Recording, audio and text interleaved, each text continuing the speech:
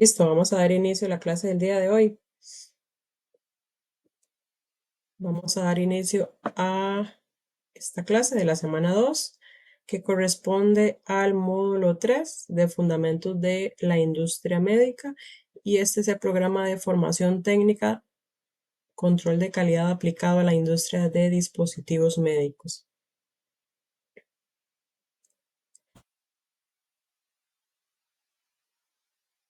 Lo que revisamos la clase anterior, lo que estudiamos fue el tema de industria médica en Costa Rica, de forma general, cuáles son las industrias, conceptos básicos relacionados a industria médica en Costa Rica, y también vimos entes reguladores. Lo que vamos a estar viendo en la clase del día de hoy es excelencia operacional, manejo de documentos oficiales y también el tema de auditoría. Muy importante en la parte de industria médica todos estos temas, y vamos a dar inicio sin más preámbulo. ¿Qué es lo que es excelencia operacional? Es importante primero entender cuáles son los conceptos que unen este nombre. Entonces, cuando hablamos de excelencia, esto hace referencia a todo aquello superior en calidad, en resumidas cuentas. Y esto es lo que nos dice la RAE, la Real Academia Española.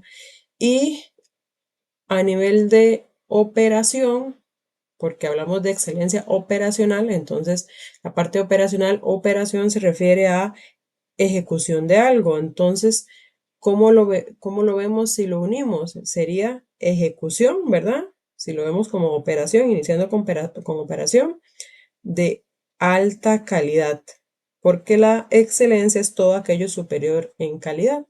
Entonces, en resumido, podemos decir esto, que cuando se habla de excelencia operacional se refiere a ejecución de alta calidad. Esto es la palabra, esto es el nombre. ¿Qué es el significado de ese nombre? Pero ya vamos a ver a qué se refiere todo el concepto.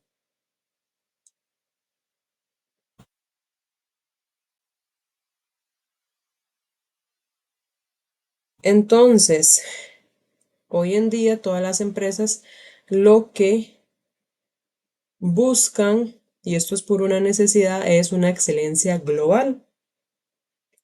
¿Qué es lo que va a ser una excelencia global? ¿Qué es lo que les va a permitir a las empresas? Les va a permitir maximizar la eficiencia. Si recordemos, eficiencia es una palabra que se ha indicado en diferentes módulos, en diferentes clases anteriores, y es muy importante que todo lo tengamos muy presente. ¿Por qué? Porque eficiencia se utiliza a nivel empresarial, a nivel de industria médica, es una palabra que es muy usada, y si nosotros en una entrevista o incluso ya siendo parte de la industria médica y alguien nos consulta, se ve muy bien que uno ya conozca ese concepto, que nosotros conozcamos ese concepto y podamos hablar de forma que podamos ponerlo en práctica también. Entonces, recordemos, nada más para hacer ese recordatorio, que esa eficiencia es lograr un objetivo utilizando la menor cantidad de recursos. Eficiencia, utilizar o lograr un objetivo utilizando la menor cantidad de recursos. Lo podemos mencionar varias veces, pero para que nos quede en la memoria. Entonces, ¿qué es lo que buscan las empresas y cuál es la necesidad ahora? Es de que las empresas tengan una excelencia global. ¿Para qué? Para eso, para que tengan una eficiencia máxima. ¿Y qué es una eficiencia máxima? Pues lograr un objetivo utilizando la menor cantidad de recursos. Pues es eso, maximizado. Y que también se busca la rentabilidad de las empresas, que también acá se menciona. La rentabilidad es la capacidad de generar ganancias sobre la inversión realizada. Entonces, las empresas buscan eficiencia máxima y rentabilidad también de sus operaciones. ¿Y cómo lo hacen? Por supuesto, aquí engloba esta excelencia operacional o la excelencia global, que sería la excelencia operacional en todas sus áreas. ¿Y cómo lo va a hacer? Bueno, a través de un control excelente, mejorando, por supuesto, también la seguridad, o mientras se mejora también la seguridad, y también mientras se reduce el impacto ambiental. Esto es, aquí ya estamos hablando que estamos maximizando la eficiencia y la rentabilidad de las operaciones de una empresa mediante todo esto en conjunto con la mejora de la seguridad y también la reducción del impacto ambiental negativo. ¿Y qué es lo que entonces va a hacer todo esto? Bueno, va a tener muchos beneficios. Eso también va a hacer que las empresas tengan una entrega puntual de los bienes y servicios que le van a dar al cliente. Y esto es todo a través de una excelencia operacional y global. Y al final es importante también que podamos implementar exitosamente un programa de excelencia operacional para poder lograr todo esto, todos estos beneficios que ya se mencionaron. Entonces, ¿cómo se puede implementar un programa de excelencia operacional? A través de la aplicación de políticas de formación, que esto es lo que se menciona en el último párrafo. Y adicional a las políticas de formación, también deben haber políticas de motivación, incentivación, de reconocimiento y desarrollo eficaz del talento humano. Y todo eso siempre tiene que estar fomentado en la misión de la empresa, que ya lo vimos también en módulos anteriores. Recordemos que la misión es lo que define lo que es la empresa, cómo se ve la empresa, y también toda esta excelencia operacional debe estar enfocada en la visión corporativa, que la visión corporativa, recordemos que es cómo se ve en el futuro la empresa o a lo que quiere llegar la empresa. Entonces, nuevamente, debe estar todas estas políticas que lo que buscan es la excelencia operacional. Recordemos la palabra excelencia operacional, ejecución de alta calidad. Entonces va a estar enfocada o fundamentada en la misión, en lo que es la empresa, y enfocada en la visión corporativa. Ahora bien, ya el concepto como tal de excelencia operativa u operacional lo podemos ver también como una filosofía de liderazgo, trabajo en equipo y resolución de problemas. Entonces, esto es el proceso de ejecutar una estrategia de negocio de forma más confiable y coherente que la competencia. Y esto lo que va a traducirse es, como lo vimos anteriormente, es en mayores ingresos, porque aquí estamos hablando también de la eficiencia. También va a contribuir a un menor riesgo operativo y menores costos de operación. Entonces, al final, ¿qué es lo que queremos decir también con esta parte? Es que no solo se va a reducir los recursos, o no se trata de reducir los recursos, sino de saber cómo aplicarlos de la mejor forma para tener mejores ganancias al menor costo. Tenemos varios factores de la excelencia operacional. Aquí hay un pequeño error en la palabra excelencia, le falta una C, nada más ahí para que lo tengan en cuenta, que se va a corregir, pero el enfoque acá es los factores de la excelencia operacional como tal. ¿Cuáles son? Tenemos varios. Como factor tenemos la disponibilidad para cambios, tenemos también apreciación y reconocimiento, rapidez para decisiones, es decir, que cuando haya un cambio podamos ejecutar o podamos tomar una decisión de forma rápida para evitar también atrasos o mayores costos. Esto es parte de los factores de la excelencia operacional. También tenemos apoyo y compromiso. Esto es apoyo de alta gerencia y apoyo de todas las áreas involucradas, que debería ser toda la empresa. Por supuesto, siempre importante el trabajo en equipo, la disciplina y conducta. Siempre también otro factor de la excelencia operacional es estar abierto a conversaciones. Estar en el campo, cuando se habla de estar en el campo es estar en el Gemba, esto se va a ver más adelante, pero eh, el Gemba es ir a piso, ir, observar de forma directa lo que sucede en el piso. ¿Para qué? Para ver opciones de mejora, para ver cómo se está ejecutando las operaciones y por supuesto esto lo que nos va a dar al final es eh, diferentes puntos de vista para mejorar todos esos procesos. Y luego, por supuesto, los esfuerzos continuos de mejora. Es lo que hemos hablado también en módulos anteriores, en clases anteriores, de que la parte de la mejora continua siempre debemos verla en todas las áreas de la empresa y esto también va a ser parte de la excelencia operacional. ¿Cómo lograr la excelencia operacional? Esto se va a lograr a través de varias acciones. Una de ellas es dejar fluir y esto hace referencia al tema de el cero desperdicio, que son las mudas, ¿verdad?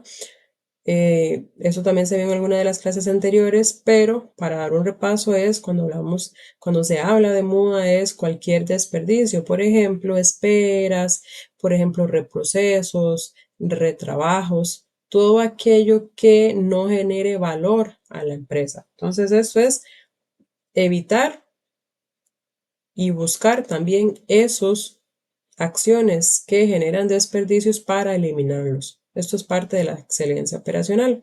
Luego, ir al Gemba, lo que les mencionaba anteriormente, hacer seguimiento de la acción. ¿Qué significa esto? Que si se encontró una acción, las personas que van a hacer un cambio y van a mejorar esa situación, eso no lo pueden hacer nada más sabiendo, teniendo la información de alguien que me dijo, porque esa otra persona vio en el piso que pasó algo y que eso se puede mejorar o eso está mal por esta razón. No podemos nada más creer en lo que nos dicen los demás o depender de la información de los demás o incluso de la documentación si las personas no van y ven eso a nivel físico, a nivel directo. Entonces eso es ir al Gemba, eso es ir al piso y dar seguimiento a cada una de las acciones de forma directa, de forma real, para poder, como les mencioné anteriormente, tener mayor retroalimentación, para tener observación real de cuál puede ser la mejora, cuál puede ser el fallo y por supuesto, nuevamente, cómo mejorarlo. Luego, capacitar a las personas. Para lograr la excelencia operacional se debe capacitar a cada una de las personas que conforman la empresa. ¿Para qué? Para que tengan conocimiento de procesos de mejora, para que tengan conocimientos de procesos de auditorías, como revisar los procesos para ver si están cumpliendo con las especificaciones o con los criterios, incluso con la norma. Luego, también para lograr la excelencia operacional se debe ser transparente, es decir, debemos tener siempre datos fiables y datos numéricos de lo que se está hablando. Es decir, que si queremos mejorar, por ejemplo, algo, se debe hacer todo un análisis para entender cuál es la afectación y eso significa que tenemos una afectación, entonces de cuánto porcentaje es, de cuánto dato numérico es, cuánto es la mejora, cuánto es la disminución. Siempre se debe tener datos y esos datos, por supuesto, deben ser confiables. Luego, para lograr también la excelencia operacional, se debe tener la esencia del Kaizen. ¿Qué es el Kaizen? La mejora. Luego se debe conocer al cliente. ¿Por qué? Porque siempre debemos iniciar desde la creación de valor para el cliente. Y para crear valor al cliente debemos conocer cuáles son los requisitos del cliente, cuáles son las expectativas del cliente. Entonces, siempre iniciando desde el conocimiento del cliente para poder satisfacer esas necesidades. Todo esto me va a permitir el cero desperdicio, el ir al piso, el entender el proceso, en capacitar al cliente, el ser transparente y tener datos reales de todos mis procesos y trabajar con siempre el objetivo de la mejora. Todo esto partiendo del conocimiento del cliente, nos va a permitir tener una excelencia operacional dentro de nuestra empresa. Algunos elementos de la excelencia operativa u operacional son la calidad del producto o servicio. Siempre se debe ser capaz de hacer las cosas bien. En caso de que se esté realizando un producto, por supuesto, hacerlo de alta calidad o un servicio también debe hacerse todo desde los procesos que lo componen, debe ser de calidad. Luego, otro elemento de la excelencia operativa es la rapidez, que la rapidez es el tiempo transcurrido desde la petición del cliente hasta la entrega.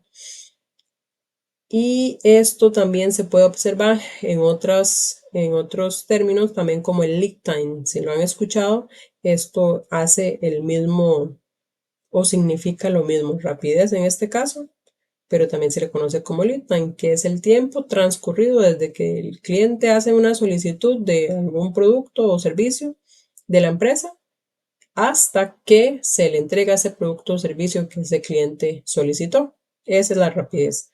Luego también otro elemento de la excelencia operativa es la fiabilidad, que se refiere al cumplimiento de los plazos acordados, de los plazos acordados de entrega. Es decir, que si la empresa dictó que un producto al cliente se le iba a dar en 5 semanas, ese plazo debe cumplirse, ¿verdad? Entonces, se está siendo fiable con el cliente en decir que se está cumpliendo con lo que se especificó desde inicio.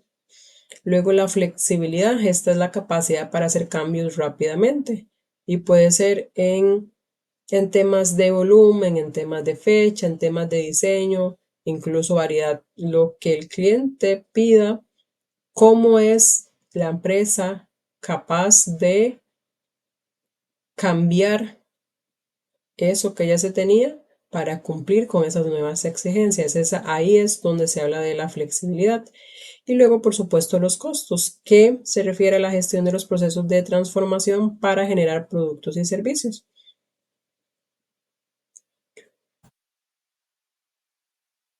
Tenemos varios ejemplos de la aplicación de excelencia operacional en diferentes empresas.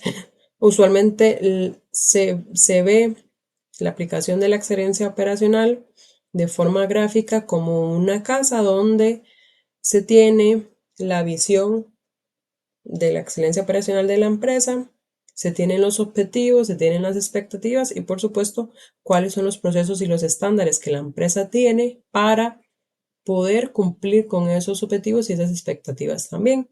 Entonces, en este caso, por ejemplo, de Chevron Corporation, esto es una empresa que dictó que sus objetivos son, o su objetivo principal es lograr un lugar de trabajo sin incidentes y libre de lesiones. Ese es el objetivo principal.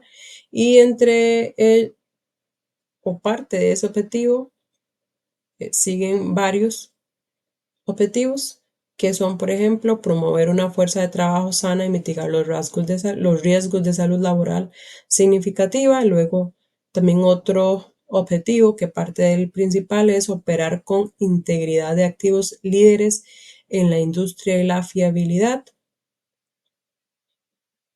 Y después también tiene otro que es identificar y mitigar los riesgos ambientales y de seguridad de los procesos. Entonces, ellos apuntan a que algunos procesos y estándares que tienen para cumplir con esos objetivos son, por ejemplo, un proceso de seguridad y salud personal, se tiene otro proceso o otro estándar de confiabilidad y tiene otro, por ejemplo, de seguridad del proceso, que este de seguridad del proceso va a cumplir con dos objetivos, por ejemplo, el de operar con integridad de los activos líderes.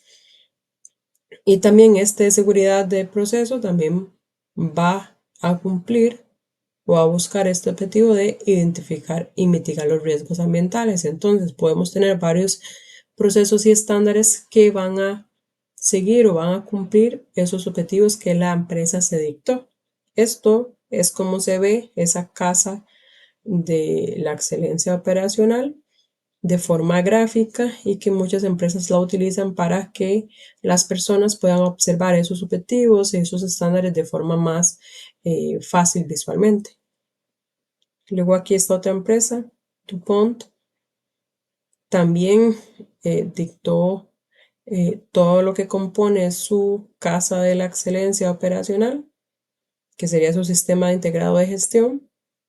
Y aquí se tienen todos sus controles, todos sus estándares para cumplir con la organización, con los roles y responsabilidades, los estándares directrices, las prácticas, los procedimientos y también las auditorías. Todos esos estándares son los que ellos tienen como parte de su excelencia operacional.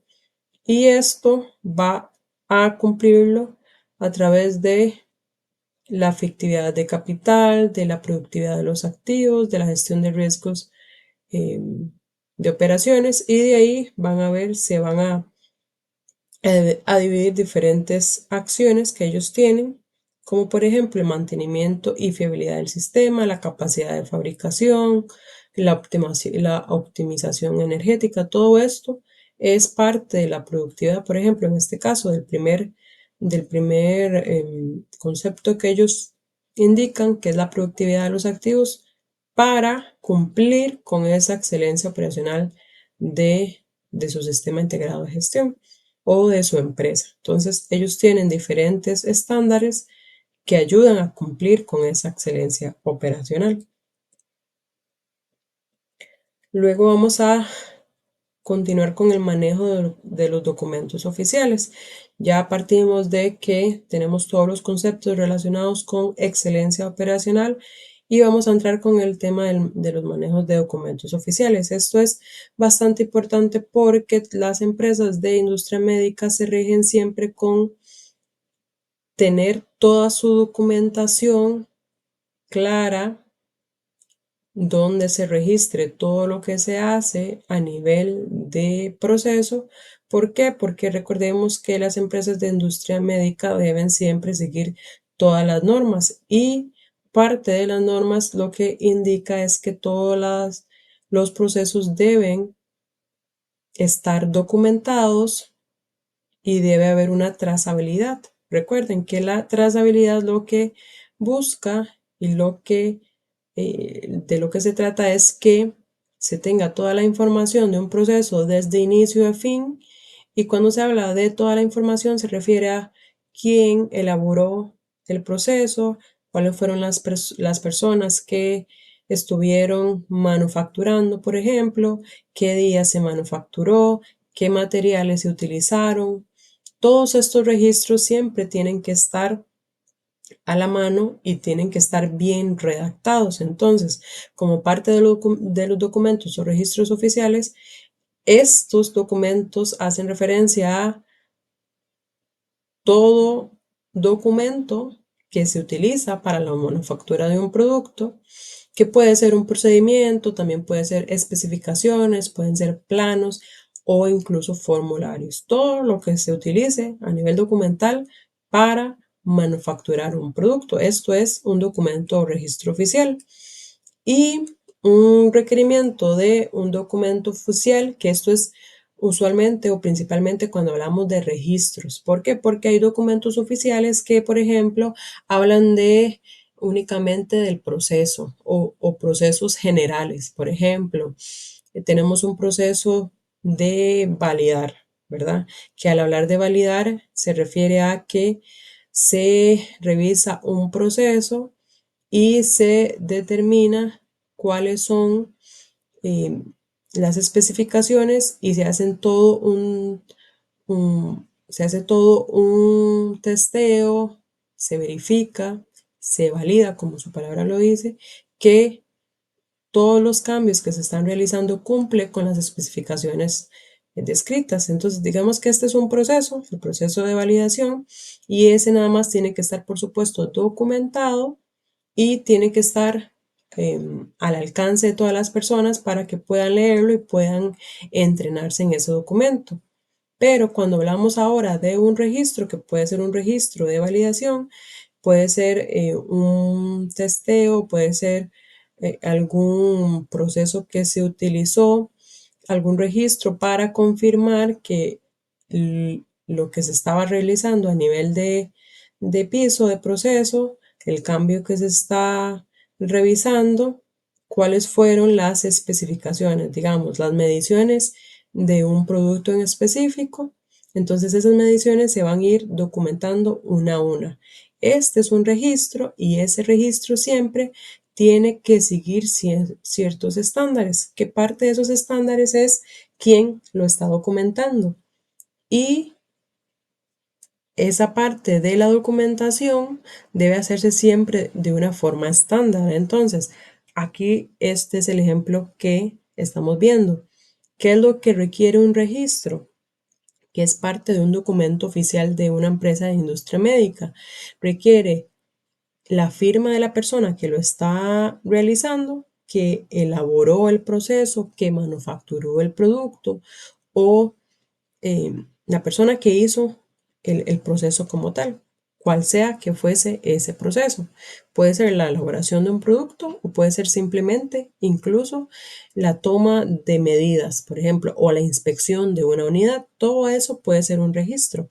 Y esa firma o ese registro requiere que se firme por esa persona, que incluye la inicial del nombre, incluye el apellido, puede incluir la inicial del segundo apellido si es necesario y las iniciales también con la fecha. Entonces, esto es un ejemplo de una petición o de un proceso de registro de una empresa que requiere la firma, que sería solo la inicial. En este caso aquí vemos el ejemplo en el cuadro, que sería L, digamos que se llama Laura Araya. Entonces, un ejemplo de firma sería L. Araya y la fecha 24, en este caso de mayo, que serían las tres iniciales del mes, y la última que sería el año, que serían dos dígitos únicamente. Esa sería la firma corta y también tenemos la firma larga, que en este caso es L por Laura, Araya Bolaños, y tenemos la fecha, que sería 24 de mayo del 2024, pero se registra en el mes solamente las primeras tres. Entonces, ¿qué es lo que quiero mencionarles acá? Siempre cuando se trabaja en industria médica, todas las personas que operan y realizan cualquier proceso, ese registro debe estar documentado. Y eso quiere decir que vamos a tener que colocar siempre el nombre y la fecha para saber por quién fue elaborado y qué día se hizo. Pero importante mencionarles que la forma en cómo se registren ese nombre y esa fecha va a depender de los procesos de la empresa. No siempre son iguales, es decir, no, este ejemplo que tenemos acá no va a ser igual para la empresa X que para la empresa Y. Siempre debemos primero leer el proceso de documentación de cualquier registro o, o el proceso de documentación en general para saber cómo debemos de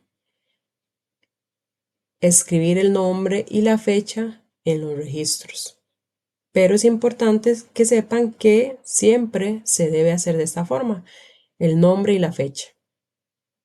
Ya sea que sea solamente con la primera L, aquí lo que puede cambiar es que la firma corta sea solamente las iniciales, por ejemplo. Por ejemplo, Laura Araya Bolaños, la firma corta puede ser LAB o como en este ejemplo que es L. Araya. Esto lo podemos ver como una firma corta con su fecha. Y una firma larga puede ser L. Araya Bolaños o incluso L. Araña B, ¿verdad? Nuevamente, esto va a depender de el proceso de documentación de la empresa donde se esté realizando ese proceso. ¿Alguna duda con este paso?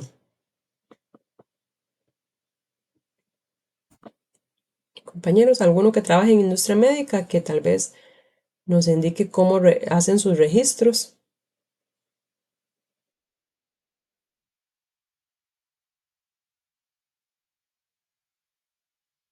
Adelante, Amy, ¿cómo se hace los registros ahí? ¿Cómo se pone ese fecha en su empresa?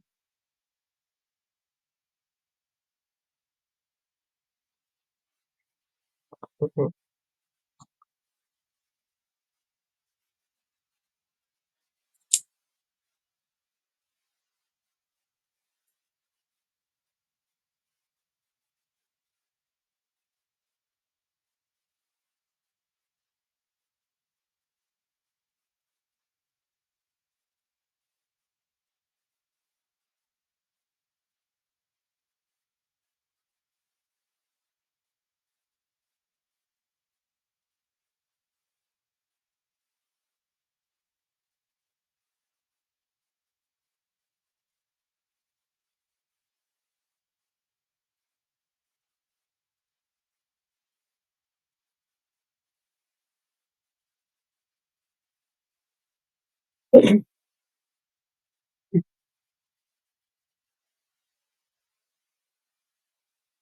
Excelente, Amy, muchas gracias. Y muy importante esto que menciona Amy. Cada persona va a tener una firma única. ¿Por qué? Porque recordemos que lo que busca un registro es tener la trazabilidad, es decir, saber qué persona específica realizó el proceso y por supuesto en qué día se realizó ese proceso. Nuevamente, ya sea que hizo un proceso del producto, que hizo una inspección, que documentó algo en específico, todo eso, cualquier cosa que se haya hecho, quién quién lo realizó. Entonces, por eso no pueden haber fechas, o, bueno, fechas claramente sí, pero el nombre como tal, la firma, no pueden haber iguales. Entonces, eso ya se encarga la empresa, ya sea el departamento de documentación, como lo menciona Amy, o en otras empresas se llama no documentación, se llama diferente, pero hay un departamento encargado que otorga para cada persona distinta de la empresa una firma única para saber que si hay, por ejemplo, dos personas que se llaman Laura Araya, como en este caso, incluso a Laura Araya, Araya Bolaños, que de casualidad hay una persona que se llame exactamente igual, lo que hacen es que una diferencia para que, en cuanto a la firma, para que se sepa que Laura Araya Bolaños, uno, es esta persona que ingresó tal día a la empresa, que trabaja en esta área específica, que tiene tantos años en la empresa, y por ejemplo, Laura Araya Bolaños 2 es esta otra persona, son totalmente distintas. ¿Para qué? Precisamente eso, para saber, en dado caso que haga una revisión de esa documentación, cuál de esas dos personas realizó ese proceso y registró ese documento, ¿verdad? Entonces, muchas gracias, Amy, fue muy de valor esto, lo que mencionó. Ahora vamos a continuar. ¿Qué no está permitido a la hora de realizar cualquier registro de documentación? Varias cosas, por ejemplo, no se puede usar líquido corrector, no se puede borrar. Si yo me equivoqué, nada más hacer un tachón y listo. Eso no se puede hacer, no se puede sobreescribir. ¿Por qué? Porque siempre tiene que haber un registro de todos los cambios que se están realizando. Entonces, si me equivoqué, hay todo un proceso para saber cuál es la corrección correcta que yo debo de hacer, donde se indique en qué momento se tuvo ese error y en qué momento se hizo la corrección. Por lo mismo, para tener una trazabilidad de todos los procesos y de cada momento que se hizo un cambio a nivel de los registros. No se puede usar tampoco lápiz, no se puede firmar un documento por otra persona. Hay ciertos casos específicos que a nivel de industria médica, por ejemplo, si la persona no está y los documentos lo respaldan y lo permiten, hay ocasiones en que el jefe, por ejemplo, de la persona puede hacer una firma, no por la persona, pero sí, o sea, usted no puede escribir, por ejemplo, Wendy no puede firmar, Wendy hizo tal o Mariela hizo tal, otra persona, digamos. Lo que puedo hacer es que hace una documentación o un comentario de en ausencia de Wendy está firmando. O sea, yo lo que no puedo hacer es Laura firmó, pero no soy Laura, soy Wendy, ¿verdad? Entonces, a eso es lo que se refiere con firmar un documento por otra persona. Lo que sí permite algunos procesos y algunas empresas, que usualmente sí es permitido a nivel general, es eso. En ausencia de tal persona, firma el jefe y hace constar que eso sucedió, pero tiene que haber esa trazabilidad de que lo estoy firmando yo porque yo estuve, por ejemplo, presente cuando la persona no estaba, etc. Eso va a depender nuevamente de los procesos de las empresas. Luego, otra cosa que no se puede es documentar la información antes o mucho tiempo después de realizar una operación. Esto es totalmente no permitido. Esto es algo que las empresas de industria médica a nivel general no permiten porque es una sobrefecha o sobreescritura que es totalmente, como les mencioné, no permitido a nivel de industria médica. ¿Por qué? Porque aquí es donde se puede empezar a tener eh, resultados erróneos o incluso falsificación de resultados, entre otras cosas. Entonces esto, fechas post o anteriores, nunca, siempre se debe documentar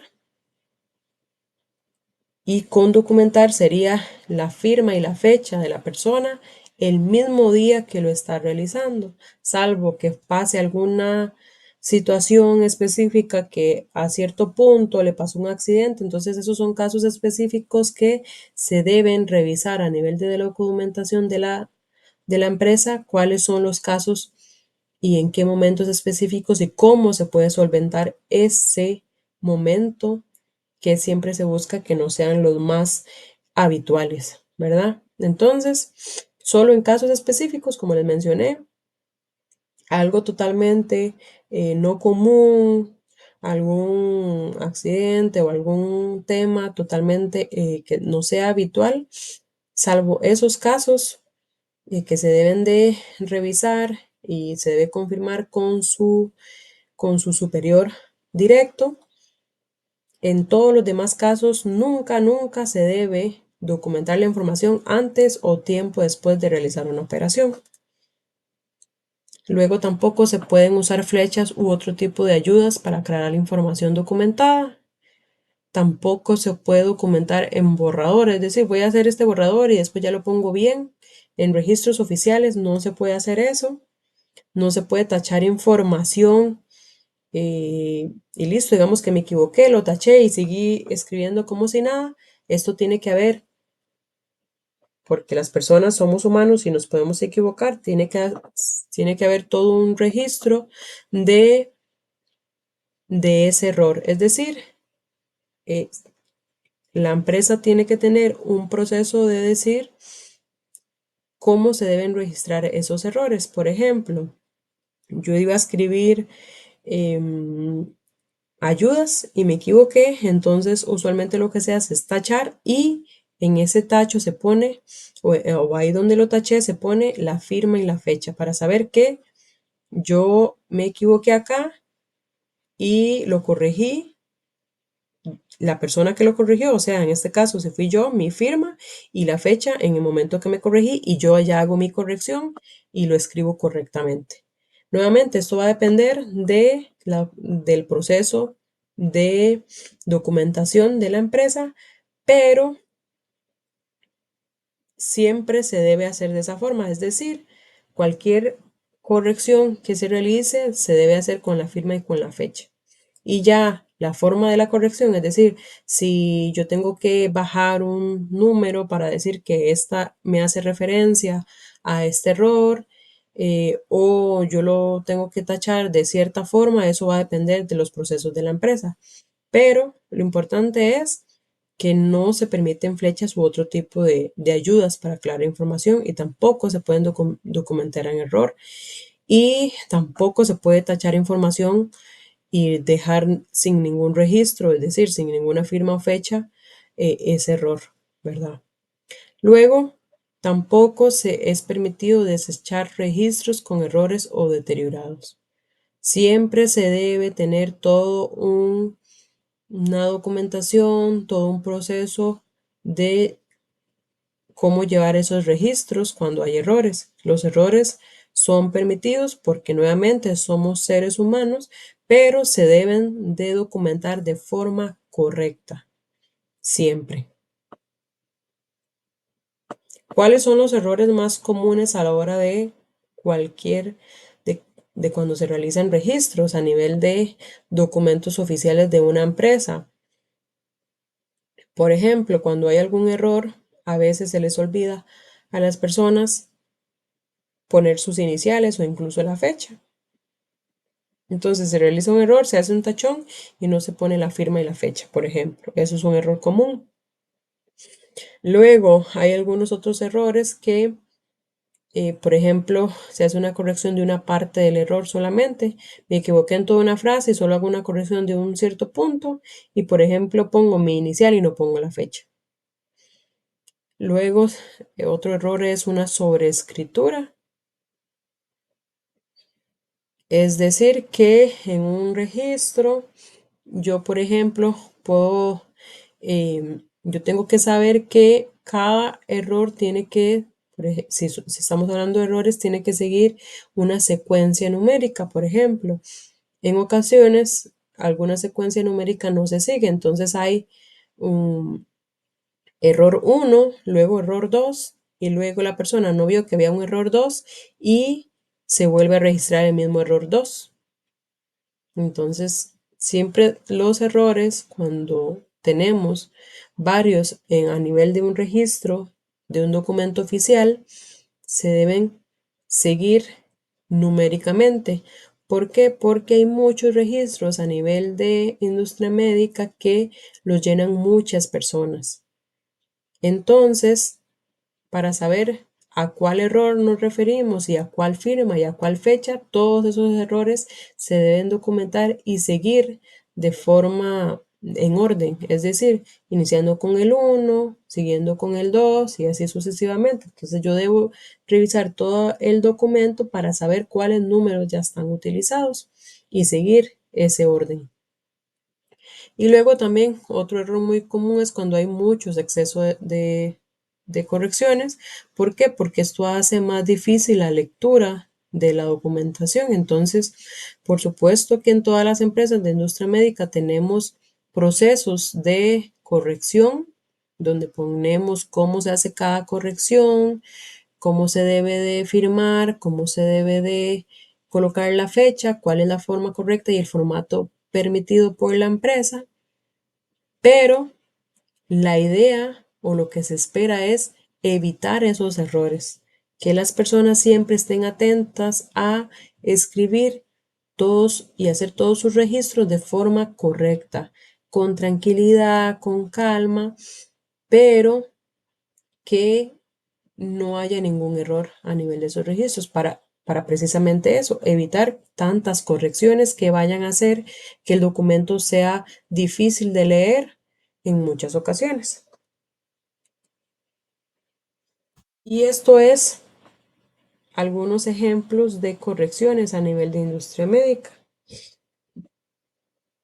Por ejemplo, esto es lo que está en rojo, es el ejemplo que yo les decía, que a veces se hace la firma, se registra la firma. Esto sería un ejemplo de una firma corta donde se ponen solo iniciales. Entonces, esta persona JSM, que tiene una firma única, se equivocó aquí, puso J, pareciera SM, pero la M se ve muy extraña. Recordemos que siempre tiene que ser legible para poder después revisar ese documento y entender y buscar cuál es la persona que lo realizó. Siempre tiene que ser legible y si no es legible, entonces tenemos que hacer una corrección. Pero en este caso la persona solo tachó, escribió su nombre arriba, JSM, pero nunca puso la fecha de cuando hizo esa corrección. Entonces eso es un error. En este caso, a nivel general, en el ejemplo, tenemos que la persona puso sus iniciales y aquí sí puso la fecha. Aún así, incluso vean que dice J pareciera SM, 23 de AEB, bueno, ABR pareciera, digamos que es abril, pero incluso aquí podríamos verlo como un error también porque no se entiende o no se ve el año correspondiente. Entonces, siempre es importante es colocar el nombre y la fecha, toda la fecha, que es el día, el mes y el año. Entonces, incluso en esa parte podría haber una corrección. Lo importante es que sepan que siempre la firma va acompañada de la fecha. Aquí tenemos otro ejemplo de corrección sin iniciales y fecha. Se colocó una aplica, no iba, pero se puso, en el caso de arriba, se puso las iniciales, muy bien, pero no se puso la fecha. Y bueno, los de abajo en realidad son no aplicas, entonces dependiendo incluso de la empresa, eso no aplica, también debería ir con fecha, con la firma y con la fecha, ¿verdad? Entonces aquí también hay muchos errores porque esos no aplicas tienen que ver, saber quién es la persona que hizo ese registro. Entonces también ese es otro error que se ve. Quiero que todas estas partes a nivel de registro lo tomemos, le pongamos mucha atención porque a nivel de industria médica, usualmente cuando, y esto va para cualquier área debe saber cuál es su firma, debe, dependiendo de su proceso, también hacen registros a nivel de documentos oficiales y estos son muy importantes porque debemos evitar errores, debemos saber cuáles son las formas correctas de hacer esos registros y en industria médica esto lo vamos a ver en cualquier empresa. El tema de los registros siempre en industria médica se lleva. Entonces, si tienen alguna duda, me indican y lo revisamos con atención. Lo importante aquí nuevamente es saber que cualquier registro se debe firmar y se debe fechar en la fecha en el mismo día que se realizó ese registro. ¿Ok? Aquí vemos otra corrección de una parte del error, que se estaba escribiendo la fecha a una persona, se puso 3 y se iba a poner el mes, abril, en este caso, se equivocó y se puso bueno, pareciera que fue septiembre en realidad al final.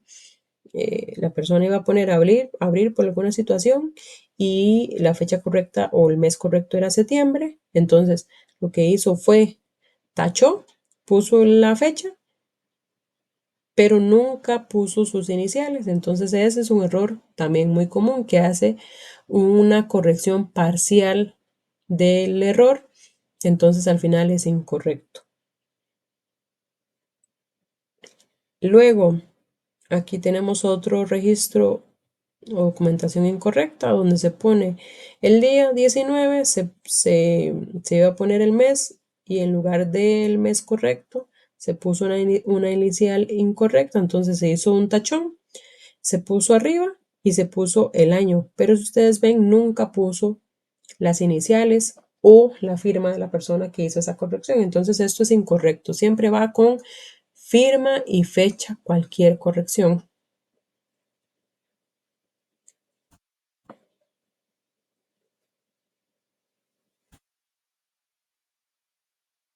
Otro de los errores que vimos son las sobreescrituras. Las sobreescrituras también acá se pueden ver cuando algún registro, en este caso es, como pueden ver, es una imagen.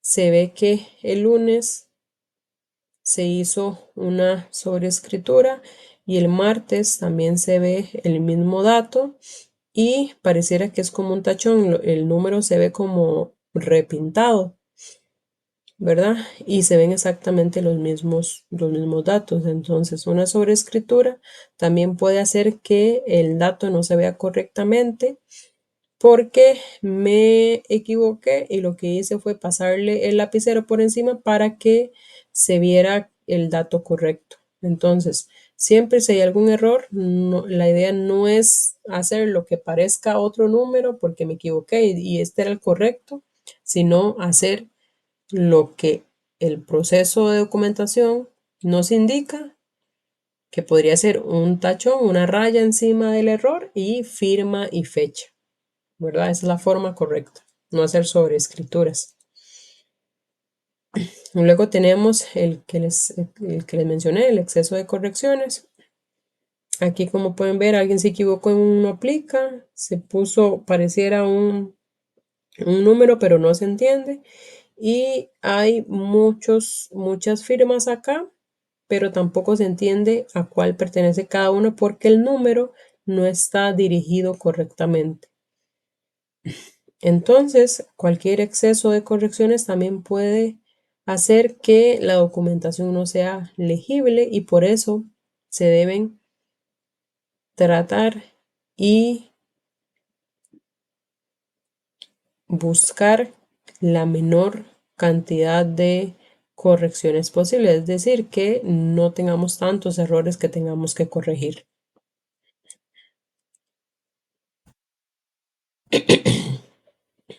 ¿Qué es lo que sí es permitido?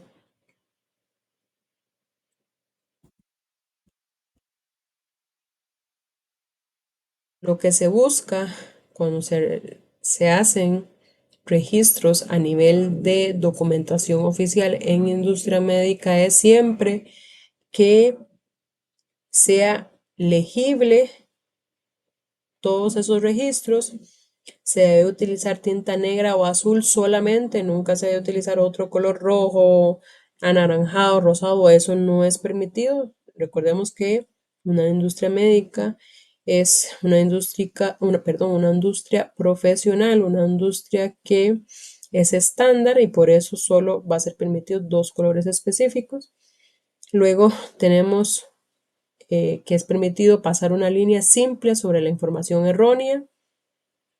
Es permitido añadir la información correcta y firmar la corrección al lado del error y con su fecha siempre. Estos son algunos ejemplos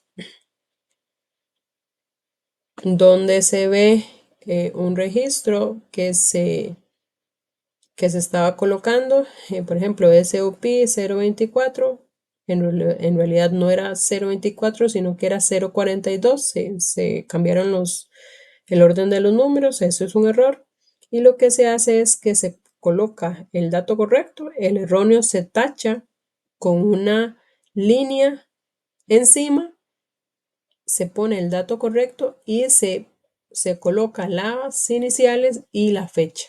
Esa es la forma correcta de realizar una corrección.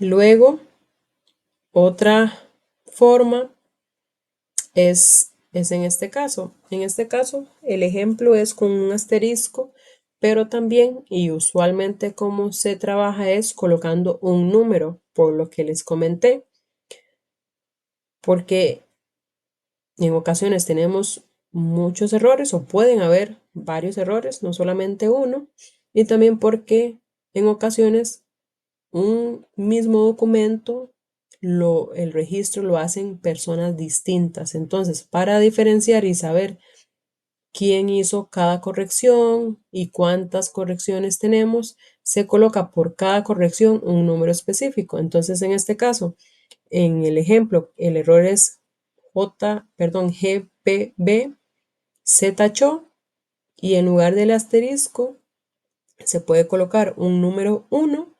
Digamos que este es el error, el primer error del documento. Y si no hay espacio para hacer esa corrección arriba, se puede poner un léase GBP correctamente y firma y fecha siempre. Firma y fecha siempre.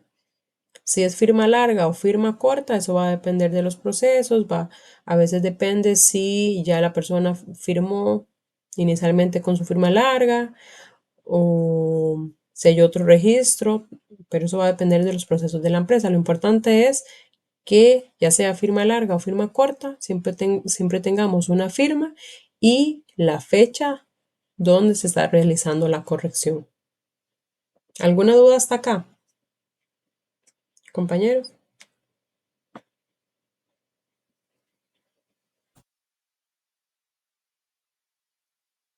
¿No?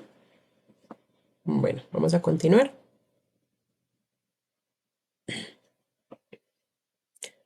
Otra forma correcta de realizar registros es que siempre cualquier espacio en blanco se debe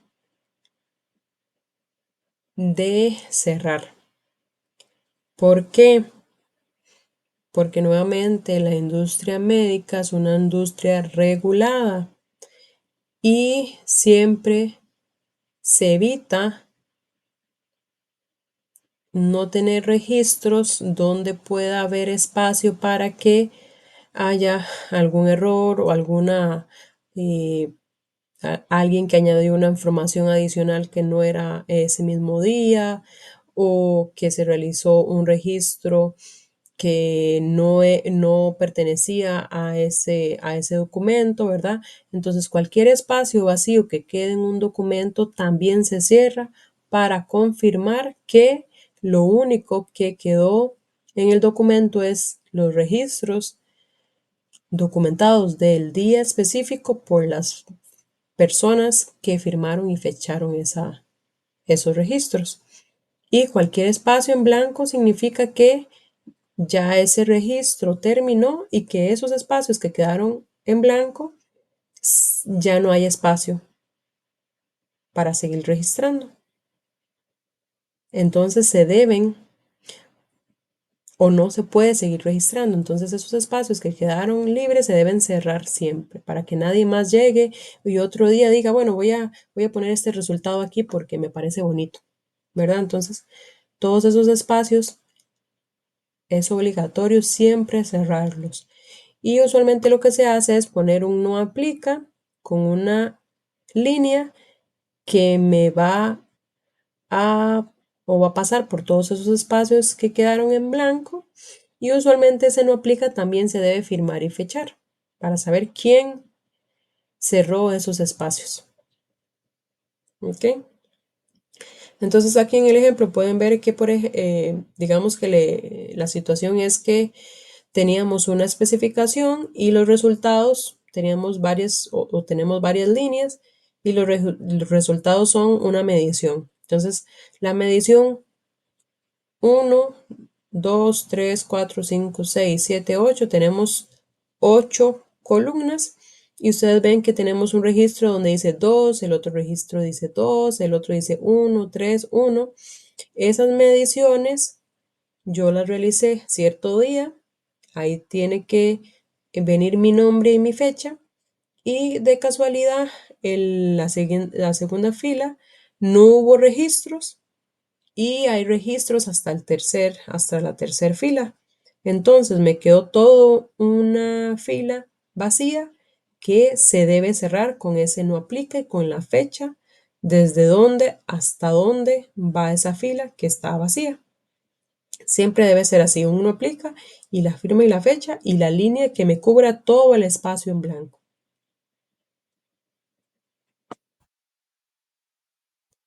Luego los comentarios adicionales sí se pueden hacer, si son necesarios. Esos comentarios se pueden hacer con asteriscos o con números, como se los indiqué, dependiendo de lo que nos digan los procesos de documentación de la empresa.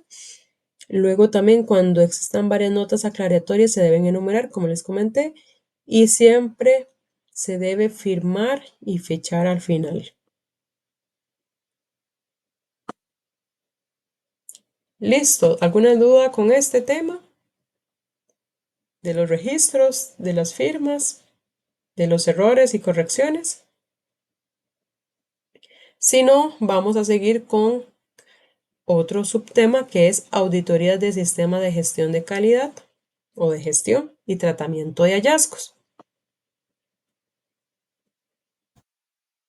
A la hora de hablar de auditorías, esta hace referencia a cuando se debe obtener evidencia y evaluar de manera objetiva el cumplimiento de ciertos criterios.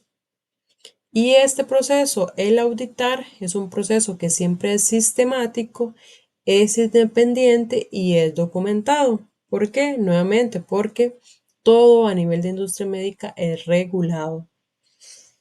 Y lo que busca una auditoría es precisamente eso, es saber si se está cumpliendo con las especificaciones dadas, con los criterios dados, y esto se va a basar según la ISO 19011. Esta es una de las principales, pero también cada empresa va a tener un proceso específico a nivel de auditoría. La ISO 19011 es una ISO que tiene las directrices para la auditoría de sistemas de gestión. Y adicional, cuando se habla de auditoría, también se puede decir que es una revisión sistemática de una actividad o de una situación para evaluar el cumplimiento de las reglas o criterios del que se está revisando. Entonces, nuevamente, al final es una auditoría, lo que va a buscar es la evaluación de manera objetiva de los criterios, del cumplimiento de los criterios o especificaciones o objetivos o reglas que se tienen en la empresa. ¿Y para qué? Para evaluarlas y para ver si de verdad se están cumpliendo esos criterios o esas especificaciones.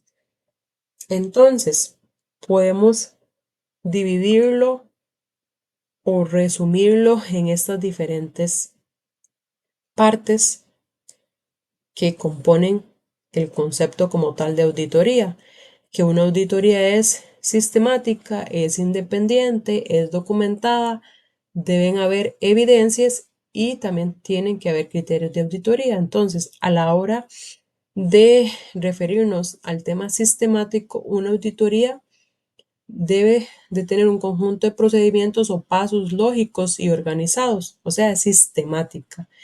Se rige por procedimientos específicos, por procedimientos o pasos lógicos. Luego es independiente, es decir, que los auditores deben ser por fuera, no deben ser parte del área específica que se está evaluando. Puede ser un auditor externo o puede ser incluso que se tenga una auditoría interna en un área, vamos a decir, vamos a evaluar el área de calidad, para hablarlo de manera general. Entonces, un auditor de otra área, no sé, un auditor del área de ingeniería, viene y revisa el sistema de calidad, viene y revisa el área de calidad. Entonces, eso es lo que significa independiente, que si se va a evaluar un área específica, la misma persona que realiza ese proceso no debe ser la persona que va a evaluar esa área, tiene que ser una persona independiente, una persona diferente. Ok, luego la parte de documentado es que todos los resultados y todas las evidencias que se tienen o hallazgos de una auditoría se deben de tener o se deben documentar y esto se va a tener al final en un informe. Y luego las evidencias son precisamente todo lo que se tiene documentado, los registros, se deben tener declaraciones de hechos o cualquier otra información que para efectos de el criterio del auditor es una información importante, es una información real y es una información que se puede verificar por medio de esos registros. Y luego también se deben tener criterios de auditoría. Una persona para ser auditor, antes de llegar a cierta área, debe conocer cuál es el proceso.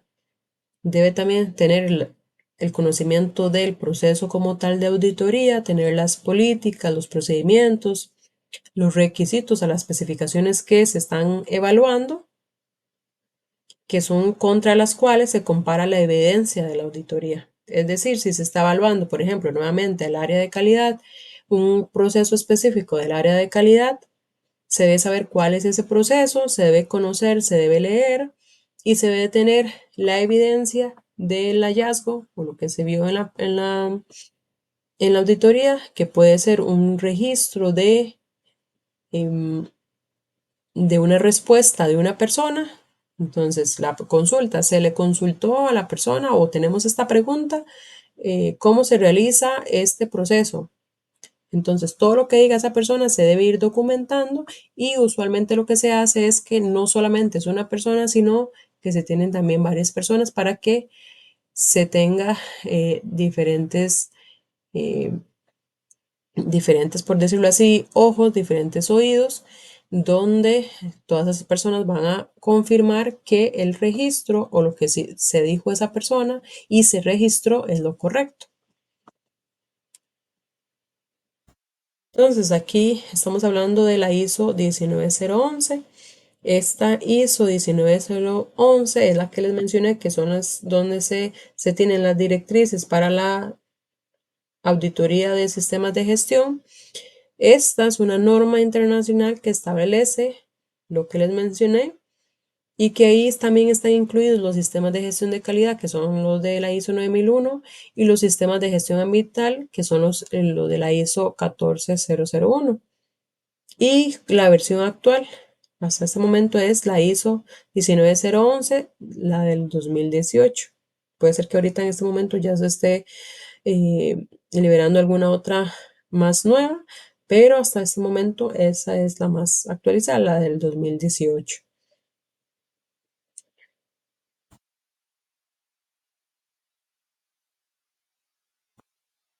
Hay varios principios de una auditoría.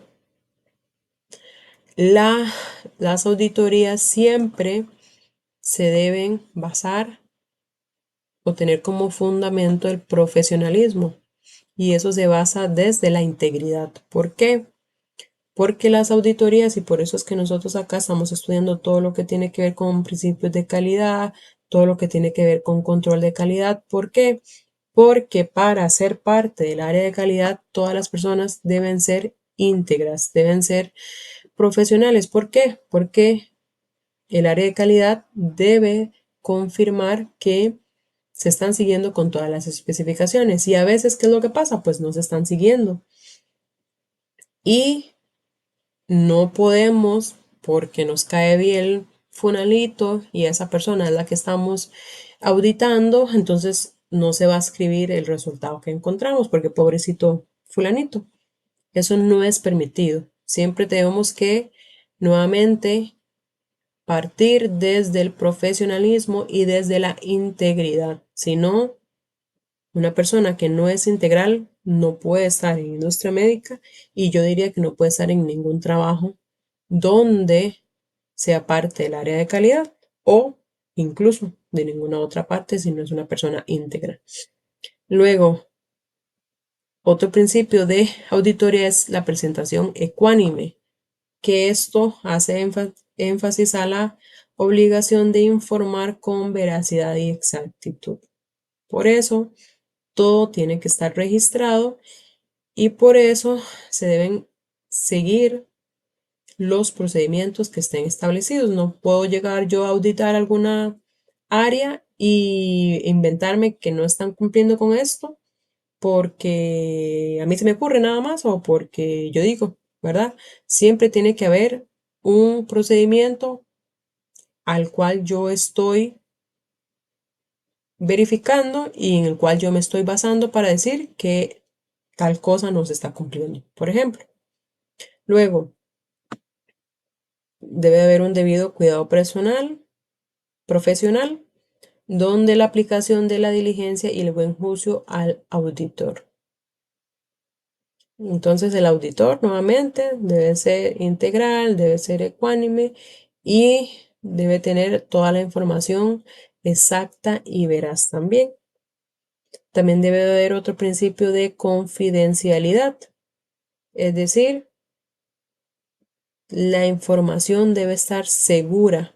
No es posible que algo pasó, encontré un hallazgo y sin antes haber hecho todo el proceso de auditoría, todo el registro pertinente, toda la comunicación efectiva al área específica, se fue y se le dijo a la otra área y se hizo un enredo porque viera lo que pasó en esta auditoría, este me dijo esto, ajá, qué risa.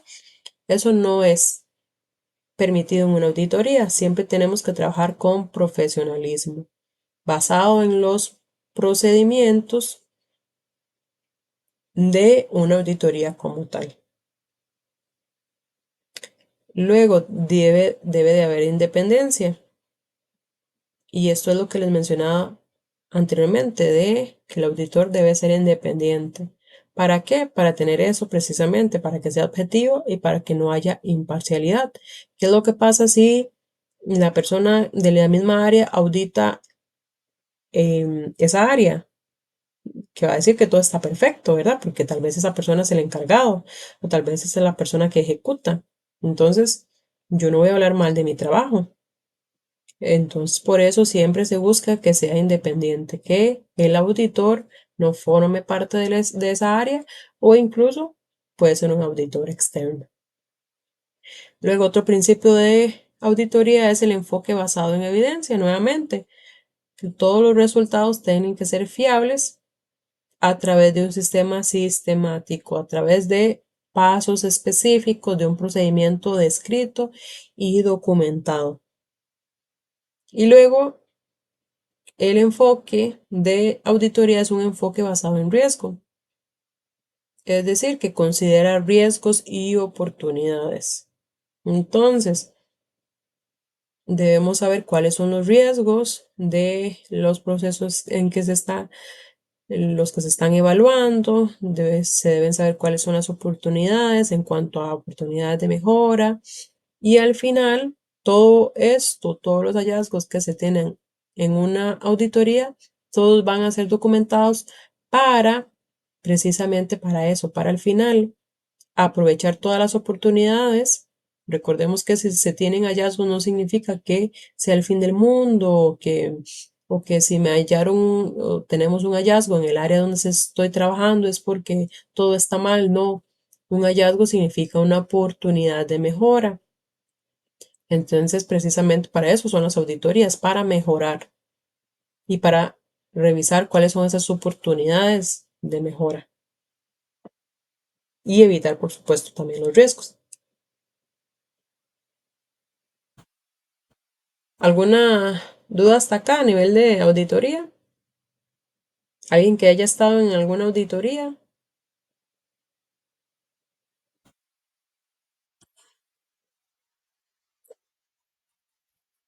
No, no, nada de pena, más bien muchas gracias, Amy. Adelante.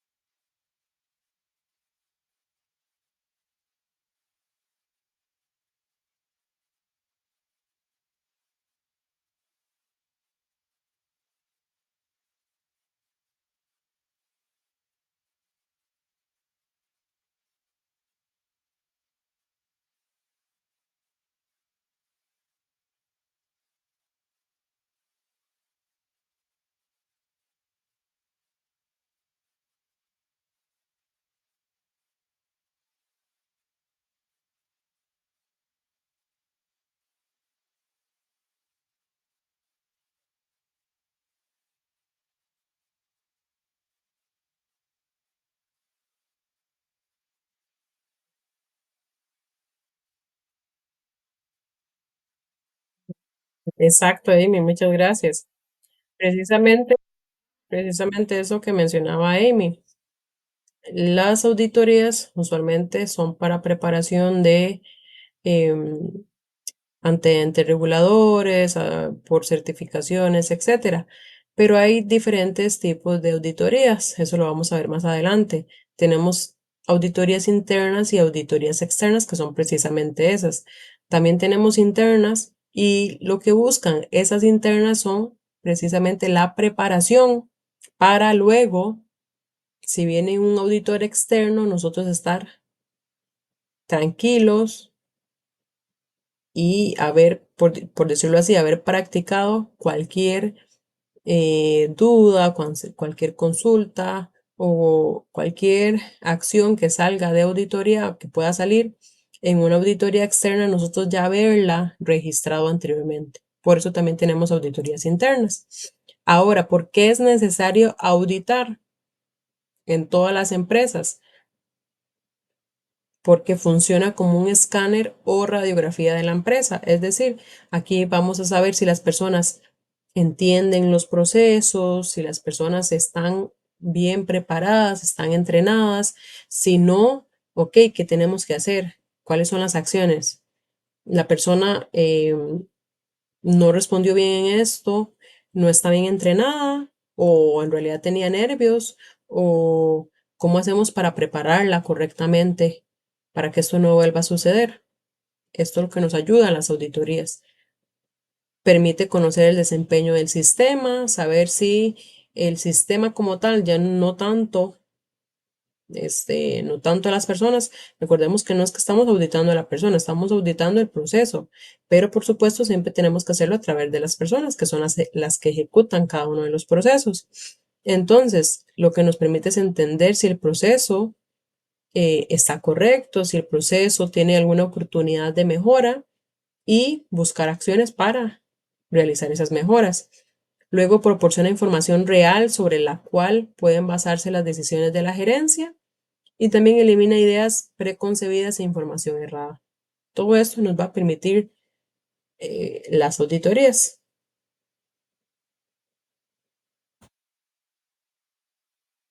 Luego tenemos los requisitos para una auditoría efectiva. Aquí también es parte de lo que mencionaba Amy. Las auditorías siempre tiene que haber todo un sistema para preparación de auditorías.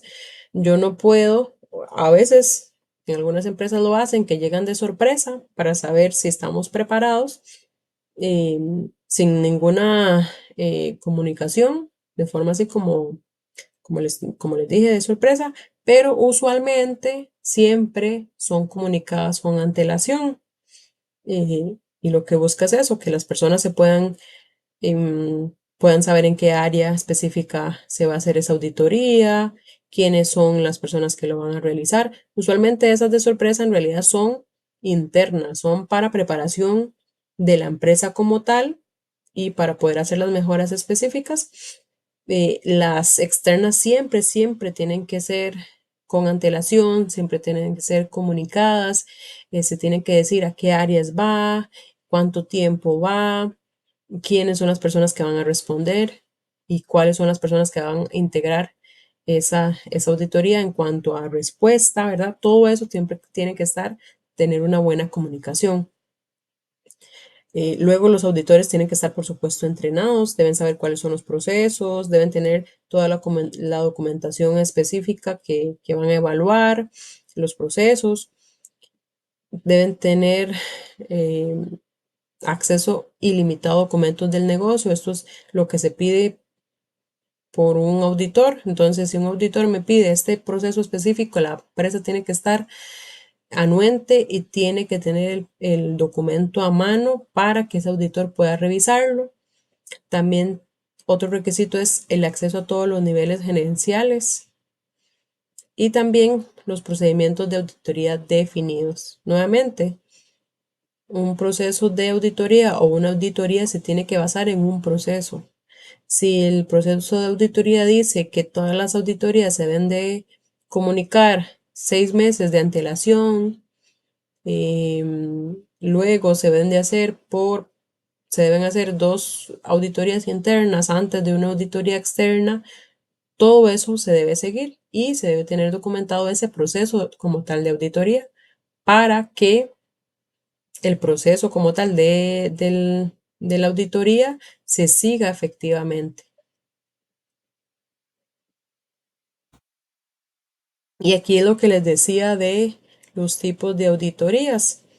Tenemos las auditorías internas y tenemos las auditorías externas, que también se le conoce como las auditorías internas de primera parte, que son las de la organización, que su objetivo es determinar el sistema integrado de gestión de la calidad o revisar el sistema de gestión de la calidad, si es conforme con los requisitos, si se ha implementado y se mantiene de manera eficaz. También es para evaluar el sistema integrado de gestión y, por supuesto, identificar oportunidades de mejora. Lo que les mencioné antes, que si algún proceso no está correcto o si algo se puede cambiar o si una persona no está bien entrenada, cuáles son las acciones para entrenar a esa persona correctamente. Todo eso se va a revisar en una auditoría interna. Luego tenemos las auditorías externas o de segunda parte, que estas usualmente son las que se le hacen a los clientes o a los suplidores. Por ejemplo, en la industria médica se hacen muchas auditorías de segunda parte o auditorías externas, la parte de calidad, pero de calidad de suplidores. Por ejemplo, que la empresa donde trabajo realiza un producto y ese producto requiere X, Y, Z materia prima. Todas las materias primas y los suplidores que dan esas materias primas para ser suplidores de industria médica también deben estar regulados. Y entonces, lo que hacen las industrias médicas es que su área o su departamento de calidad de suplidores hace también auditorías a cada uno de esos suplidores para confirmar que se estén siguiendo los procedimientos, se estén siguiendo las normas, que esas materias primas están correctas, tienen las especificaciones correctas según los procedimientos que nos indicaron esos suplidores. Eso es un ejemplo de auditoría externa al cliente o de segunda parte. ¿Y cuáles son sus objetivos? Evaluar la adecuación para cumplir eficazmente los requisitos del solicitante, verificar la aplicación de disposiciones contractuales, es decir, que si el suplidor me indicó que esta materia prima iba, y eso fue un acuerdo por contrato, esa materia prima iba a cumplir con esta especificación y esta otra. Por medio de esa auditoría yo voy a confirmar que el proceso está siguiendo todo para cumplir con esas especificaciones.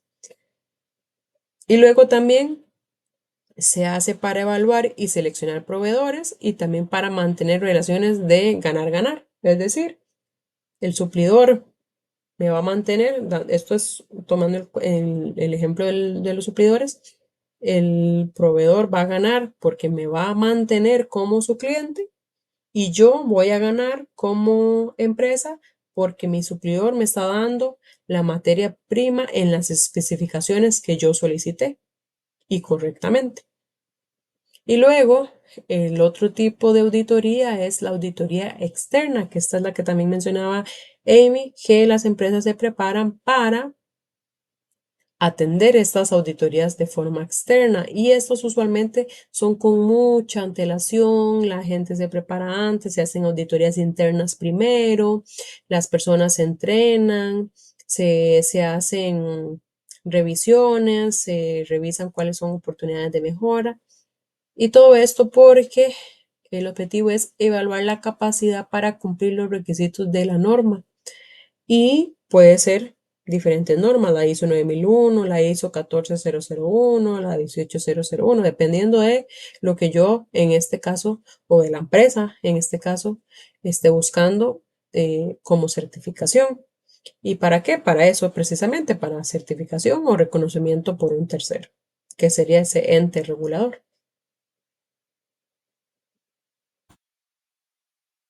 Esta es la forma como o las partes de que debería tener un informe de auditoría. El formato como tal puede ser diferente, puede ser que la letra sea más grande, más pequeña, que, que el encabezado esté un poquito más abajo y más arriba, ¿verdad? Pero lo importante es que tenga todas estas partes, que tenga el título del informe de auditoría, que tenga un objetivo o propósito del trabajo, es decir, voy a evaluación o evaluar la conformidad de procedimiento 345 contra el procedimiento 3, ¿verdad? Todo eso tiene que estar bien detallado. Luego tienen que tener antecedentes, tiene que tener un alcance, es decir, si se va a evaluar o se va a auditar de aquí hasta acá el proceso. O este proceso hasta este proceso solamente. La lista de distribución, cuáles son los dueños del proceso, es decir, a quién se va a auditar, quiénes son los responsables, cuál es la gerencia, cuáles son los miembros, y los nombres de los auditores, por supuesto, o los entes reguladores.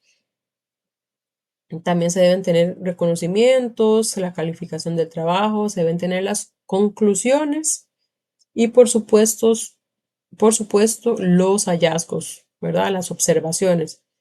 Por ejemplo, el título de referencia, donde se coloca el título y la referencia, donde se escribe la calificación o la importancia o materialidad de los riesgos, si el riesgo es alto, bajo, medio, cuál es el criterio que se está evaluando, la declaración de los hechos, cuál es la causa, cuál es la condición, cuáles las recomendaciones de auditoría, o sea, cuáles serían las acciones correctivas.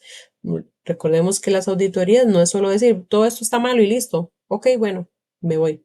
No, lo que busca es que si algo se tiene alguna observación de una oportunidad de mejora, cuál es el plan de acción para hacer esa corrección. Que al final es el último que indica, el plan de acción de gerencia.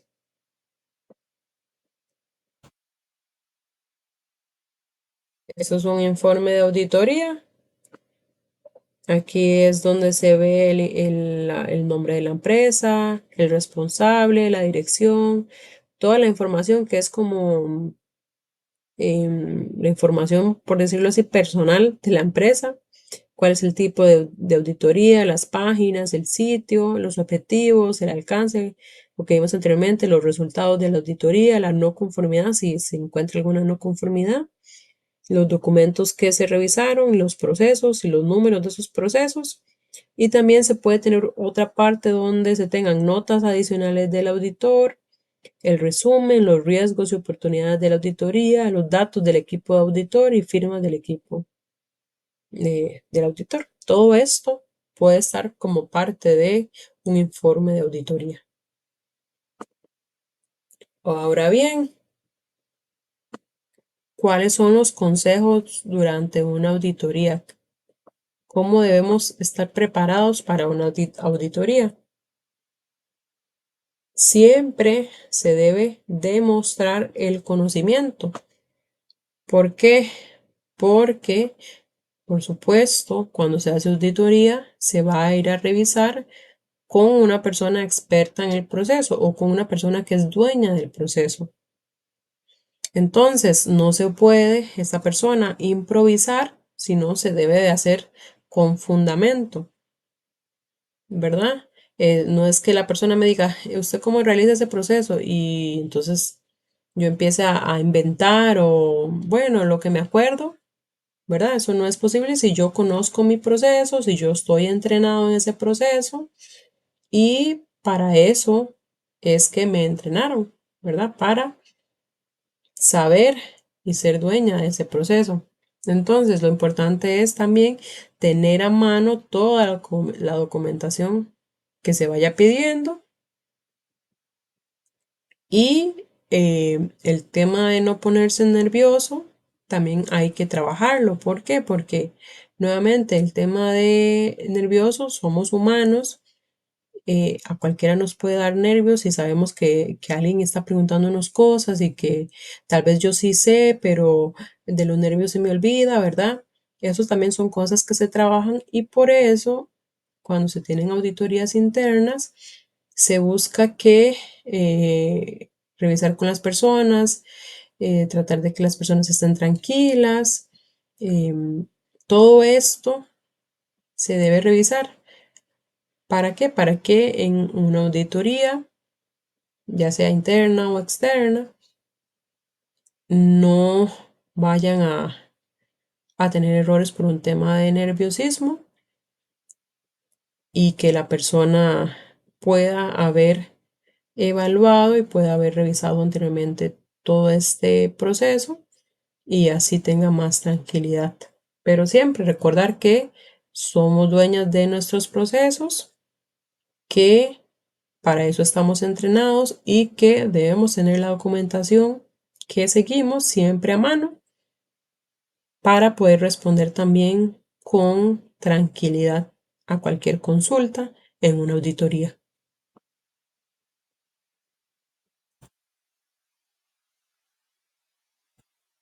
Se debe también evitar discutir con el equipo auditor, ya sea una persona o si son varias, que también sucede. A veces los dueños de los procesos, cuando se le hacen algunas consultas, creen que los están atacando porque tal vez el auditor hizo preguntas más específicas o tal vez mencionó un hallazgo. Las personas lo que tienden a actuar es a la defensiva y recordemos que esto no ayuda en nada. Entonces se debe evitar esas discusiones. Cualquier revisión posterior, recordemos que el auditor siempre tiene que documentar, siempre tiene que hacer sus registros específicos y siempre se busca que sean varias personas que estén como parte de esa auditoría. ¿Para qué? Para precisamente tener todas esas posturas o evidencia específica con datos, etcétera, de lo que se vio en la auditoría. Entonces, el discutir no nos va a llevar a ningún lado y más bien lo que puede hacer es que como persona, como dueño del proceso, nosotros demostremos que no estamos preparados para una auditoría.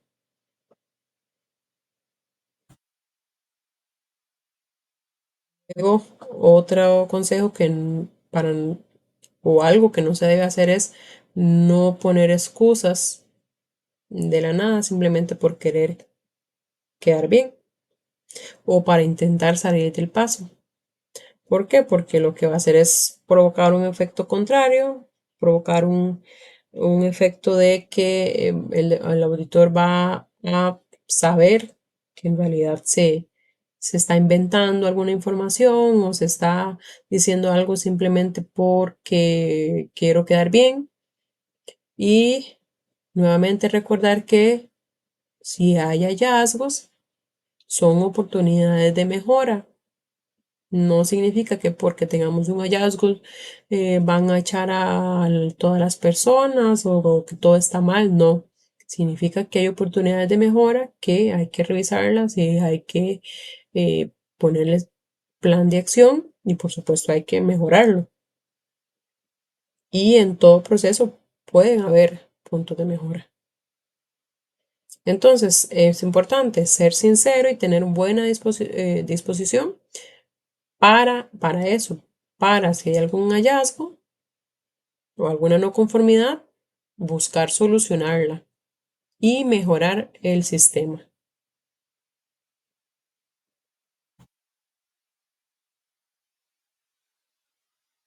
Mente, no hay que tener miedo a las conformidades. ¿Por qué? Porque eso es nuevamente, una oportunidad de mejora. Y lo que se busca es solucionar esa oportunidad de mejora. ¿Y cómo? A través de esa auditoría lo que se va a hacer es buscar cuál es la raíz del problema y por supuesto buscar acciones o colocar acciones correctivas y también preventivas para que esto no vuelva a ocurrir, ¿verdad? No hay que tener miedo a las conformidades, por supuesto se busca que tengamos las menos posibles, porque eso significa que tenemos un sistema bien robusto, pero también tenemos que ser claros que no todo es perfecto y pueden haber algunas no conformidades, pero lo importante es que se sea sincero, se responda con toda la claridad posible y si se encuentra alguna oportunidad de mejora, algún hallazgo, alguna no conformidad, pues saber que lo que se está buscando es la mejora o la solución de esa no conformidad.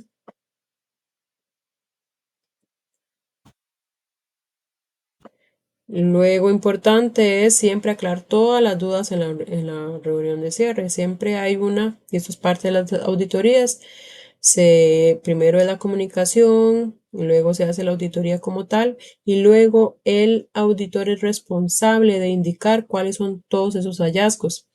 Entonces, todas las personas que conforman o que fueron parte como dueños del proceso, como parte del grupo, del área donde se evaluó, se auditó, tienen que estar abiertos y no olvidar cualquier consulta, si tuvieron alguna en el proceso, también comunicarla, apuntarla para que se pueda aclarar durante esa reunión de cierre que es parte de una auditoría de las reuniones de cierre. Entonces, no quedar con dudas, estar claros el por qué el auditorio me está indicando que eso es una no conformidad, contra qué proceso en este caso está fallando o contra qué se está basando, qué es lo que está describiendo aquí, a qué se refiere, ¿verdad? Todo eso tiene que estar siempre bien claro.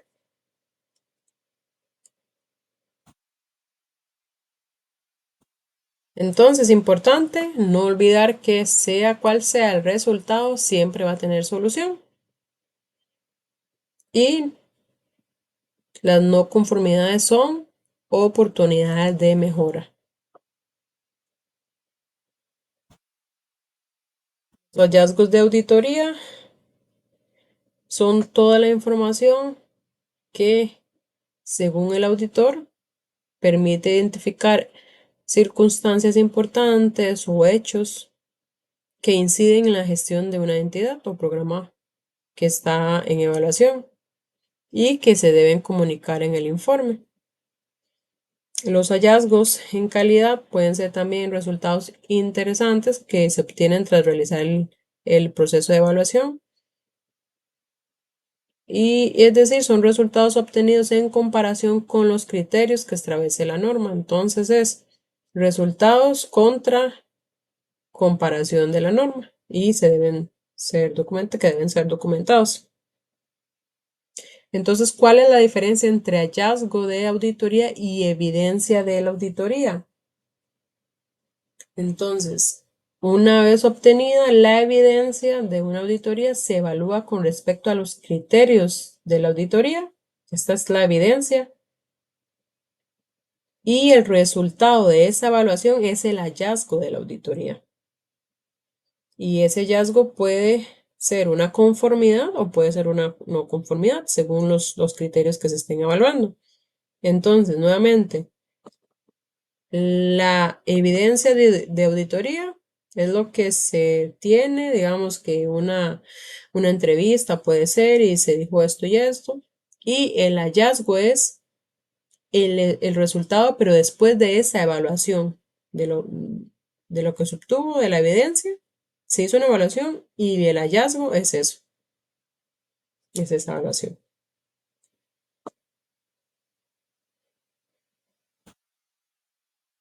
Ahora bien, ¿cómo gestionar los hallazgos y no conformidades hasta su resolución? Se debe de hacer todo un plan de acción y los planes de acciones siempre van a tener em, fechas específicas. Lo primero es definir el cronograma con las inspecciones a realizar, las personas, la periodicidad, las áreas concretas y procesos. Luego elaborar los checklists o listas de verificación, donde se va a documentar todo, qué es lo que yo estoy evaluando, qué es lo que tengo, qué es lo que no tengo. Se debe tener un orden claro para hacer ese checklist. Se debe también redactar en ese checklist lo que se espera descubrir con la inspección. Y por supuesto, los resultados deben ser buscar que sean cuantificables para yo poder decir luego si he mejorado o no he mejorado y o cómo yo voy a mejorarlo también. Luego se debe de ejecutar la inspección prevista y evaluar los hallazgos obtenidos. Definir las acciones correctivas a aplicar e implementarlas. Aquí es donde, una vez que yo tengo ya el hallazgo, lo tengo documentado, y por supuesto para el hallazgo yo tuve que colocar un cronograma, la prioridad que se iba a revisar, todo esto. Yo, como auditor en este caso, y encuentro un hallazgo, debo colocar luego cuál es la acción correctiva. Es decir, si se encontró que este procedimiento no estaba conforme a este otro proceso o a esta norma, entonces, ¿qué es lo que yo voy a hacer? Un ejemplo, se va a hacer un cambio documental donde se coloque esto y esto, que está en conformidad con la norma tal y tal y tal. Se va a hacer a través de este documento, a través en esta fecha y por esta persona específica. ¿Verdad? Todo eso es parte de un plan de acción. Y luego, por supuesto, documentar las mejoras obtenidas y efectuar el cálculo de los indicadores de gestión. Entonces, al final, se debe documentar todo lo que se hizo a nivel de corrección. Se debe de ver si de verdad se hizo la corrección. Y por supuesto, esto revisarlo en los cálculos de los indicadores de gestión. Entonces, por ejemplo, si tengo un indicador de gestión que me dice que lo único que puedo tener son 3 hallazgos o 3 no conformidades por auditoría, vamos a decir algo, un ejemplo así random. Y con esa auditoría yo tenía 3, entonces, ¿cuál es la mejora? Bueno, con esta corrección se volvió a hacer una auditoría y solo se obtuvo 2 hallazgos. Entonces, aquí es donde lo estamos evaluando a través de indicadores de gestión y estamos cuantificando cuál es la mejora también.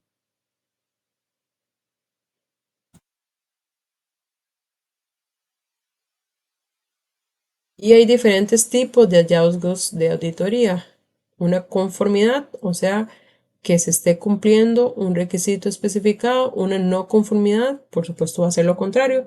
Un no cumplimiento de un requisito especificado, que puede ser una no conformidad menor o una conformidad mayor, va a depender del riesgo de ese hallazgo. Y una observación, que se tiene un cumplimiento con un requisito, sin embargo, se detecta un posible riesgo de incumplimiento. Entonces, conformidad, todo lo que se revisó está conforme a los procedimientos o conforme a la norma, conforme a lo que se está evaluando. Una no conformidad, algo no se está cumpliendo del todo, que puede ser menor o mayor, y una observación, que es algo que puede tener una oportunidad de mejora o algo que más adelante, dependiendo, se puede convertir en una no conformidad. Entonces, se debe registrar para que la persona que va a realizar las correcciones, que puede ser el área específica,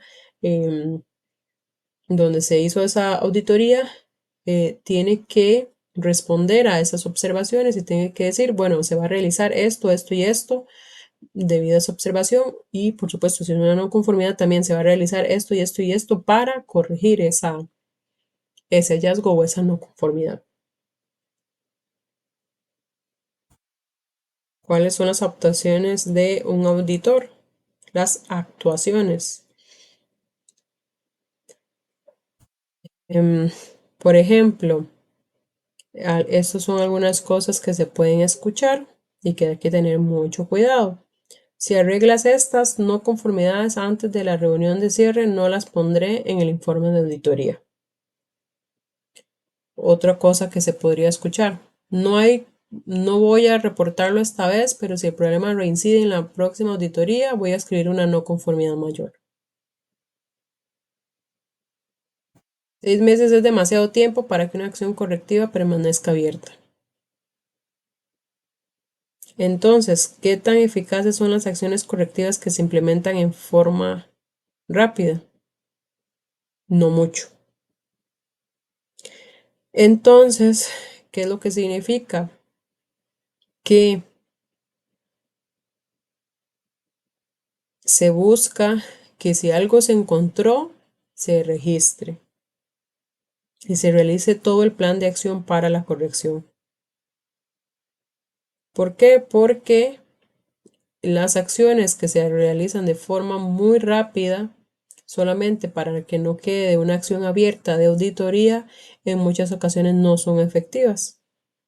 Y se debe de tener toda la gama de posibles causas para poder corregir la causa raíz como tal de forma correcta y de forma que esa no conformidad no vuelva a aparecer más adelante. Entonces, no es, el hecho no es de simplemente no tener hallazgos. Recordemos nuevamente, los hallazgos son oportunidades de mejora y la idea es corregir, la idea es que no vuelva a pasar. No es simplemente no tener, pero en realidad fue porque la cerré súper rápido y listo, pero no ataqué la causa raíz, entonces más adelante la voy a volver a tener. De eso no me sirve de nada. Lo importante es que se registre, se realice el plan de acción correcto y pueda eh, corregir de forma desde la causa raíz.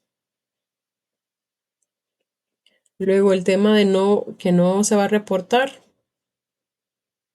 y que se reincide se hace después, eso no es correcto tampoco. ¿Por qué? Porque una auditoría es una evaluación objetiva y equilibrada de la organización. Si algo no se registra, eso no va a ayudar en nada. Entonces, el auditor debe registrar todo lo que encuentre, ya sea positivo o negativo. ¿Para qué? Para poder mejorar, para poder tener una evaluación objetiva, para poder tener planes de acción y para poder hacer con las correcciones específicas. Ahora, 6 meses es demasiado tiempo para que una acción correctiva permanezca abierta. Bueno, aquí hay que tener cuidado. ¿Por qué? Porque puede pasar. Pues, cualquier empresa, por supuesto, va a querer que todo se realice lo antes posible para que ya no tengamos algún riesgo de que alguna no conformidad vuelva a aparecer o que em, incurramos en una no conformidad, ¿verdad? Em, entonces, dependiendo de la acción, ahí va a depender también el tiempo de que tarde en una acción correctiva. Claramente se busca que la acción sea lo antes posible, por lo que les mencioné, para evitar que algo vuelva a aparecer, una no conformidad, pero dependiendo de esa acción puede que sí tarde bastante. Entonces, no hay que correr, hay que hacerla debidamente, a su tiempo, no dejarla para el final, ¿verdad? La fecha es hasta mayo y estamos en enero, entonces voy a hacerla en mayo. No, se debe hacer con tiempo, con calma, se debe hacer toda la investigación pertinente. Em, si se puede cerrar antes, mejor, pero de forma bien hecha, claro que sí.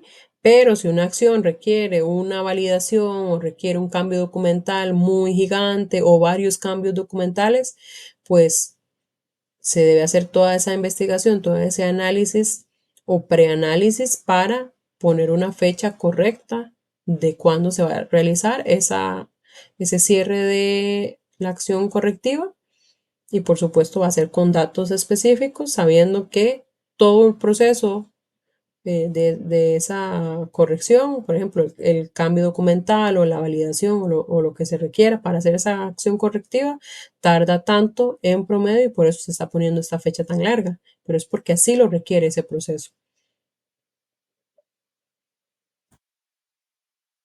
Y hasta aquí estaríamos con el tema de auditorías. No sé si tienen alguna duda o consulta.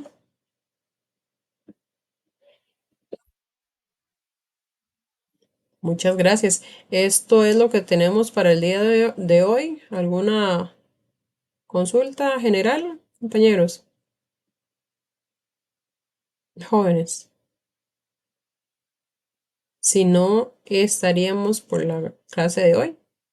Cualquier duda, recuerden, me pueden poner un mensaje a través del sistema o me pueden escribir por correo y yo con gusto les estaré atendiendo. Que pasen buena noche. Hasta luego.